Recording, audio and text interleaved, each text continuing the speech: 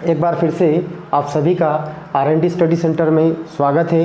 और आज की क्लास में हम लोग पढ़ेंगे 12 फिजिक्स से चैप्टर 3 से ही प्रतिरोधों का श्रेणीक्रम संयोजन क्या होता है और प्रतिरोधों का समांतर क्रम संयोजन क्या होता है। तो सबसे पहले हम पढ़ते हैं प्रतिरोधों का श्रेणीक्रम संयोजन। जैसा कि आप लोगों के सामने डायग्राम बना है, तो इसमें क्या है, ये प्रतिरोध, ये जो है सिंबल होता है प्रतिरोध का होता है, जिसमें 3 प्रतिरोध जो है श्रेणी क्रम में जुड़े हैं। ये R1 प्रतिरोध है, ये R2 प्रतिरोध है और ये R3 प्रतिरोध है। अब ये जुड़े किस प्रकार से वो देखें। इस प्रतिरोध के लिए ये पहला सिरा है और ये इधर इसका दूसरा सिरा है। ऐसे कैसे, इस प्रतिरोध के लिए ये पहला सिरा है, ये दूसरा सिरा है। अगर तीसरे प्रतिरोध की बात करेंगे तो इसका पहला सिरा ये वाला है और इसका दूसरा सिरा ये वाला है। उसके बाद जो है इसके यहाँ पे जो एक सेल जुड़ा है नीचे और एक कुंजी जुड़ी है। तो अभी ये संयोजन किस प्रकार से बना वो हम लोग यहाँ देखने वाले हैं। तो संयोजन इस तरीके से बना, देखें आप लोग कि प्रतिरोधों के श्रेणीक्रम संयोजन में प्रत्येक प्रतिरोध का दूसरा सिरा है ना, प्रत्येक प्रतिरोध का दूसरा सिरा अगले प्रतिरोध के पहले सिरे से जोड़ दिया जाता है एवं पहले प्रतिरोध के पहले सिरे और अंतिम प्रतिरोध के दूसरे सिरे के मध्य एक सेल और एक कुंजी जोड़ देते हैं। अब देखिए आप लोग फिर से समझे, क्योंकि मैंने यहाँ बताया ना कि प्रत्येक प्रतिरोध का दूसरा सिरा अगले प्रतिरोध के पहले सिरे से जुड़ा है। तो देखिए इस प्रतिरोध का ये जो दूसरा सिरा होता है इसके पहले सिरे से जुड़ा है। ऐसा कैसे, अगर इस प्रतिरोध की बात करें तो इसका दूसरा सिरा इस प्रतिरोध के पहले सिरे से जुड़ा है और इसके पहले सिरे से और इसके दूसरे सिरे के मध्य क्या जोड़ा है, अपनों ने सेल और कुंजी लगा रखा है। तो इस तरीके से ये क्या बना, अपना संयोजन बना। अब हम बात करेंगे कि तुल्य प्रतिरोध का व्यंजक किस प्रकार से बनता है। तो तुल्य प्रतिरोध का व्यंजक निकालने के लिए सबसे पहले हम डायग्राम से इसकी थ्योरी क्या बनेगी वो लिखने वाले हैं। तो देखिए मैं थ्योरी आप लोगों को बता रहा हूँ, आप लोग डायग्राम से अच्छे से समझे। यहाँ से स्टार्ट होगी है ना, जब ये श्रेणी क्रम में जुड़े तो यहाँ से हम स्टार्ट करेंगे कि माना R1, R2 व R3 3 प्रतिरोध एक दूसरे से श्रेणी क्रम में जुड़े हैं तथा इनके साथ एक सेल और एक कुंजी लगी है। जब परिपथ में ये जुड़ने के बाद क्या बनता है, परिपथ बनता है। जब परिपथ में कुंजी के लगाई जाती है तो इस परिपथ में धारा I प्रवाहित होने लगती है, जिसके कारण इन प्रतिरोधों के सिरों के मध्य विभवांतर V1, V2 एवं V3 उत्पन्न हो जाते हैं। तो इसकी डेरिवेशन की जो शुरुआत होगी वो कुल विभवांतर से होगी। मतलब इस पूरे परिपथ का विभवांतर क्या है आप लोगों के लिए, वो रहेगा फाइनली V रहेगा। लेकिन बटा कौन है, तीनों में अलग अलग V1, V2 और V3। तो स्टार्ट होगा कुल विभवांतर से स्टार्ट होगा इसका, और कुल विभवांतर V जो बनेगा आप लोगों का ये बनेगा V1, V2 और V3। इसको बनाएंगे इक्वेशन फर्स्ट। अब आगे देखें, इसमें ओम का नियम लगाएंगे। ओम के नियम से, और आप लोगों का ओम का नियम मैं यहाँ पे नोट कर रहा हूँ। V इक्वल क्या होता है, IR होता है। तो इस वाले नियम से हम लोग जो है, इस वाले नियम से हम लोग प्रतिरोध R के सिरों के मध्य विभवांतर, क्योंकि यहाँ पे V क्या है, विभवांतर है, I धारा है और R क्या है, प्रतिरोध है। तो इस वाले फार्मूले से हम लोग प्रतिरोध, पहले प्रतिरोध के सिरों के मध्य विभवांतर निकालेंगे। तो यहाँ बनेगा आप लोगों का पहले प्रतिरोध के सिरों के मध्य विभवांतर क्या बनेगा, विभवांतर, और वो आप लोगों का V1 बनेगा। पहले के लिए क्या बनेगा, V1 बनेगा। अब देखिए धारा सब में क्या है, सेम है। जो धारा यहाँ से प्रवाहित होके यहाँ से इनसे निकल रही है वो धारा पुनः यहाँ पे I के रूप में प्राप्त हो रही है। तो सभी में धारा तो कॉमन I है, लेकिन प्रतिरोध क्या है उसका, R1 है। पहले की बात करेंगे तो R1 आएगा। ऐसे कैसे, अगर दूसरे प्रतिरोध की बात करेंगे, दूसरे प्रतिरोध के सिरों के मध्य विभवांतर निकालेंगे हम। तो देखिए वो V2 से निकलेगा है ना, दूसरे की बात करेंगे तो V2 निकलेगा और I कॉमन रहेगा क्योंकि सब में I कॉमन है, और R1 के स्थान पे क्या आ जाएगा, R2 आ जाएगा। ऐसे कैसे, अगर तीसरे की बात करें, तीसरे प्रतिरोध के सिरों के मध्य अगर हम विभवांतर निकालेंगे तो देखिए आप वो क्या निकलेगा, वो आप लोगों का क्या निकलेगा, V3 से निकलेगा। और V3 इक्वल क्या आएगा, V3 इक्वल आएगा, यहाँ पे धारा तो कॉमन है लेकिन इसका प्रतिरोध क्या है, यहाँ पे R3 है। तो ये सारी वैल्यू कहाँ रखना है, समीकरण 1 में रखना है। ये तीनों वैल्यू अपनों ने निकाली है, V1 की वैल्यू यहाँ रखना है, V2 की वैल्यू यहाँ रखना है, V3 की वैल्यू यहाँ रखना है। तो यहाँ बोलना है कि समीकरण 1 में मान रखने पर जैसे हम वैल्यू रखेंगे, देखिए आप लोग क्या बनेगा, V इक्वल में बनेगा आप लोगों का IR1 है ना, यहाँ से IR1 रखेंगे प्लस V2 के स्थान पे रखेंगे IR2 प्लस V3 के स्थान पे रखेंगे IR3 और ये इक्वेशन बनेगी सेकेंड। अब आगे देखें कि ये जो तीनों प्रतिरोध जुड़ने के बाद एक परिपथ बना है, तो इस परिपथ का जो है परिणामी अगर प्रतिरोध बोलेंगे तो वो R रहेगा। क्या रहेगा, परिणामी प्रतिरोध या तुल्य प्रतिरोध क्या रहेगा, वो R रहेगा इस पूरे परिपथ का। तो यहीं से आगे हम बढ़ाएंगे कि यदि परिपथ, क्योंकि ये तीनों जुड़ने के बाद परिपथ बन जाएगा, एक प्रकार का सर्किट बन जाएगा वो। तो यदि परिपथ का तुल्य प्रतिरोध R हो, तब जो है फिर से अगर ओम का नियम लगाएंगे, कौन सा ओम का नियम लगाएंगे, ये वाला है ना, तो V इक्वल क्या बनेगा आप लोगों का, यहाँ पे IR बनेगा और ये बनेगी यहाँ पे इक्वेशन थर्ड। अब देखिए आप लोग सेकेंड और थर्ड से ये भी V के इक्वल में है और ये भी V के इक्वल में है, तो दोनों इक्वेशन से देखते हैं तो ये V का मान जो है IR ये हम रख देंगे यहाँ पे। तो यहाँ नोट करेंगे समीकरण 2 व 3 से, और जैसे ही ये वैल्यू यहाँ नोट करेंगे तो यहाँ पे स्टेप बनेगी IR इक्वल में IR1 plus IR2 plus IR3। अभी देखिए इधर से क्या कॉमन निकल रहा है, सबसे R कॉमन निकल रहा है आपका। अभी देखिए इधर से क्या कॉमन निकल रहा है आप लोगों का, I कॉमन निकल रहा है। तो यहाँ से मैं I कॉमन निकाल रहा हूँ, तो देखिए क्या बनेगा, R1 ब्रैकेट में बनेगा R1 plus R2 plus R3। अभी आप लोगों का I से I क्या है, यहाँ पे कैंसिल आउट हो जाएगा, तो R इक्वल क्या बनेगा, R1 plus R2 plus R3। तो इस तरीके से ये क्या मिलेगा अपने को, तुल्य प्रतिरोध का व्यंजक मिलेगा कि जब प्रतिरोधों को श्रेणी क्रम में जोड़ा जाता है तो उनका तुल्य प्रतिरोध ये फॉर्मूला बनता है। अब देखें यहाँ पे कि जोड़ने के बाद जो तुल्य प्रतिरोध हो रहा है वो इन सबके योग के बराबर है। इसका मतलब यहाँ पे प्रतिरोध ज़्यादा होगा, इसलिए हमारे घर में जो सर्किट लगे होते हैं वो श्रेणी क्रम में नहीं जोड़े जाते। जितने भी विद्युत परिपथ लगे होते हैं वो समांतर क्रम में जुड़े होते हैं, क्योंकि अपने को प्रतिरोध कम करना है।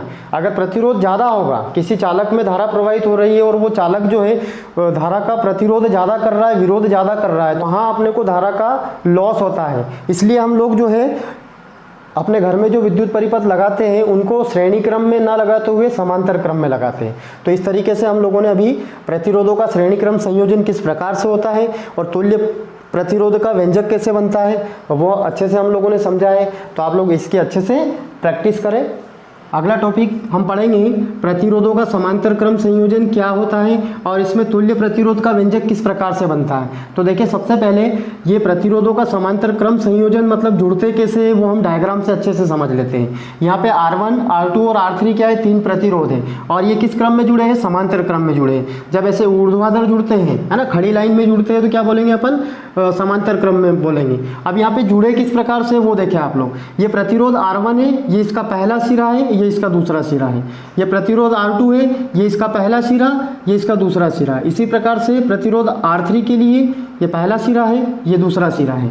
और देखें आप लोग सभी के पहले सिरे किससे जुड़े हैं, बिंदु A से जुड़े हैं और दूसरे सिरे किससे जुड़े हैं, बिंदु B से जुड़े हैं। और A और B के मध्य में जो है हम लोगों ने क्या जोड़ रखा है, इस पे एक बैटरी और एक कुंजी लगा रखी है।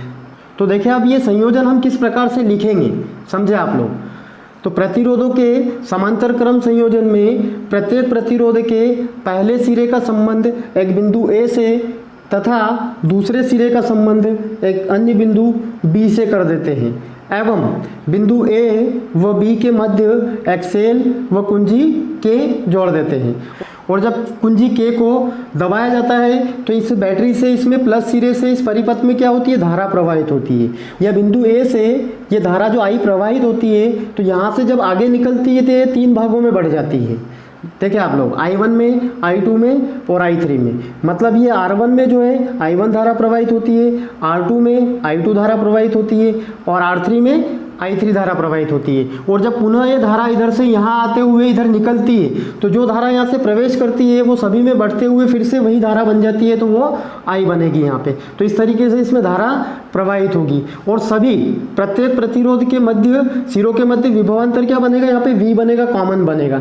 जैसे A और B के मध्य जो V विभवांतर बन रहा है वो तीनों प्रतिरोध के लिए रहेगा। अब देखिए कि श्रेणी क्रम और समांतर क्रम में क्या अंतर है। तो श्रेणी क्रम में हम लोगों ने अभी पढ़ा था कि वहाँ पे विभवांतर बट रहा था V1, V2 और V3 के रूप में, और धारा क्या थी, वहाँ पे कॉमन थी। लेकिन यहाँ पे क्या होगा, यहाँ पे धारा बटेगी I1, I2 और I3 के रूप में, लेकिन जो विभवांतर रहेगा वो V क्या रहेगा, यहाँ पे उभयनिष्ठ रहेगा, सबके लिए सेम रहेगा।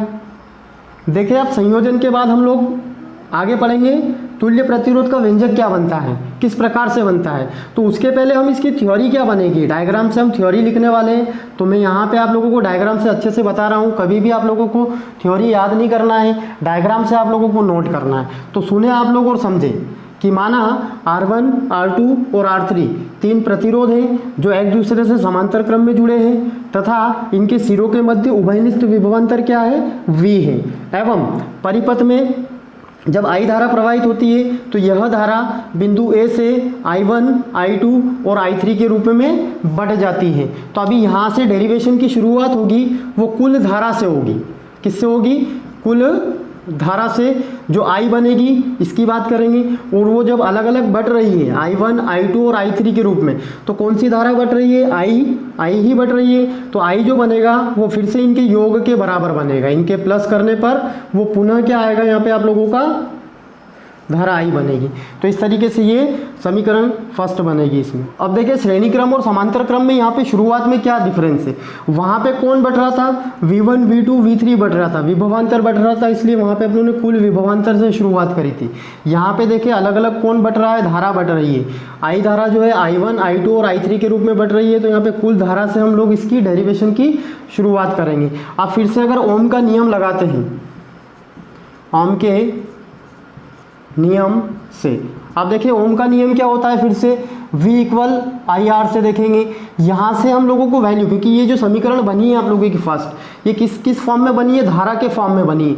तो यहाँ से अगर धारा की वैल्यू निकालते हैं तो क्या बनेगी, V के अपॉन में क्या आएगा, R आ जाएगा। V के अपॉन में क्या आ जाएगा, आप लोगों का R आ जाएगा। तो आप देखें यहाँ पे अगर ओम के नियम से पहले प्रतिरोध की बात करेंगे तो यहाँ पे आएगा पहले प्रतिरोध में प्रवाहित धारा निकालेंगे। यहाँ पे क्या निकालेंगे, प्रवाहित धारा, वो आप लोगों की बनेगी I1, है ना। जब पहले प्रतिरोध की बात करेंगे R1 की, तो धारा क्या बनेगी, I1 बनेगी। और इक्वल में क्या आएगा, यहाँ से देखें आप लोग, V जो है कॉमन रहेगा, सबके लिए उभयनिष्ठ है ना, सभी के लिए उभयनिष्ठ है, तो V आएगा। और नीचे क्या आएगा, R के स्थान पे आएगा यहाँ पे R1, क्योंकि पहले प्रतिरोध की बात कर रहे हैं तो पहले प्रतिरोध का मतलब R1 से बात करेंगे। ऐसे कैसे देखें, दूसरे प्रतिरोध से प्रवाहित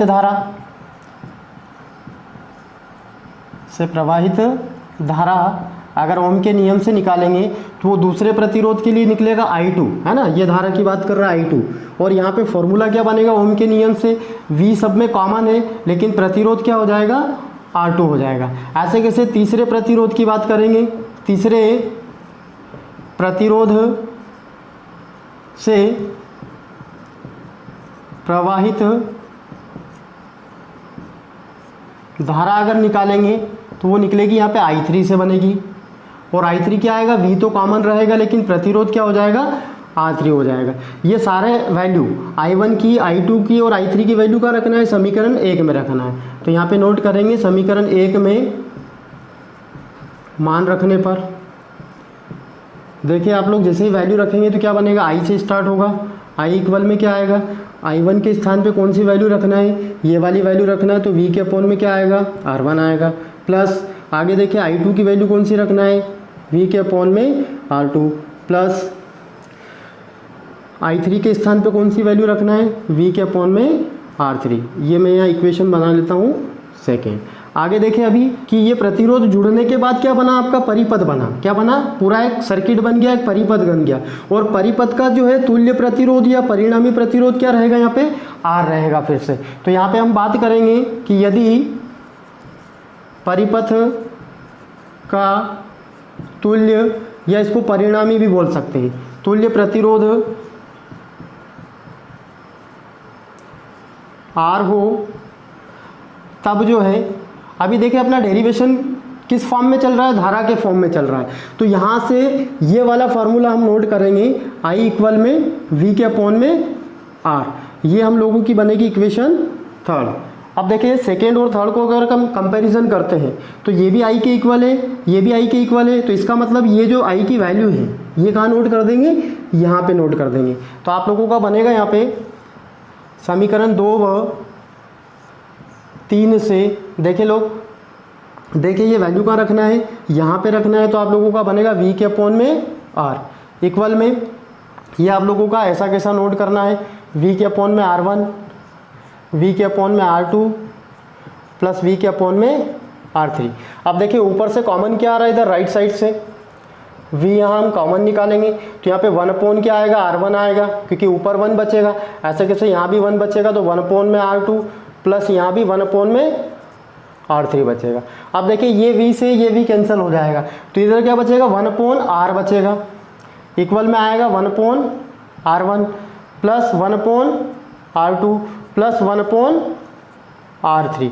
और यही हम लोगों का बनेगा प्रतिरोधों के समांतर क्रम संयोजन में तुल्य प्रतिरोध या परिणामी प्रतिरोध का व्यंजक बनेगा। इसकी भी आप अच्छे से प्रैक्टिस करें और सारी चीज़ें आप लोग डायग्राम से करें, है ना। पूरा डेरिवेशन आप लोग अगर डायग्राम से करेंगे तो आप लोगों को कभी भी दिक्कत नहीं आएगी, आप लोगों को रटना नहीं पड़ेगा, बार बार याद नहीं करना पड़ेगा। और जो इसकी थ्योरी बनती है, जैसे संयोजन किस प्रकार से हुआ है, तो मैंने आप लोगों को अच्छे से डायग्राम से बताया है। आप डायग्राम को पहले अच्छे से समझें कि इसमें किस तरीके से जुड़े हैं, और इसकी थ्योरी जो बनती है, जो भी हम लिखेंगे वो डायग्राम से लिखें, ताकि आप लोग याद नहीं करना पड़ेगा आप लोगों को। और बस डिफरेंस समझना है कि अंतर क्या होता है। जैसे श्रेणी क्रम संयोजन और समांतर क्रम संयोजन में एक बेसिक अंतर क्या होता है, तो बेसिक अंतर यहाँ से जो शुरुआत होती है वहाँ पे क्या बढ़ता है, विभवांतर बढ़ता है V1, V2 और V3 के रूप में। तो वहाँ पे शुरुआत होती है कुल विभवांतर से, है ना। और यहाँ कौन बढ़ रहा है, जब ये धारा यहाँ से प्रवेश कर रही है तो I1, I2 और I3 के रूप में बढ़ रहा है, और विभवांतर क्या है, कॉमन है। तो शुरुआत कहाँ से होगी, कुल धारा से होगी। तो जब ये धारा से शुरुआत होगी तो पूरा डेरिवेशन जब आप निकालेंगे ओम के नियम से, तो धारा के रूप में निकालेंगे, है ना। धारा के रूप में पूरा डेरिवेशन बनेगा और आप लोगों का लास्ट में फार्मूला बनेगा। तो आज की क्लास में हम लोगों ने अच्छे से 2 टॉपिक पढ़े हैं, आप लोग इनको अच्छे से समझे, साथ में नोट्स भी बनाए।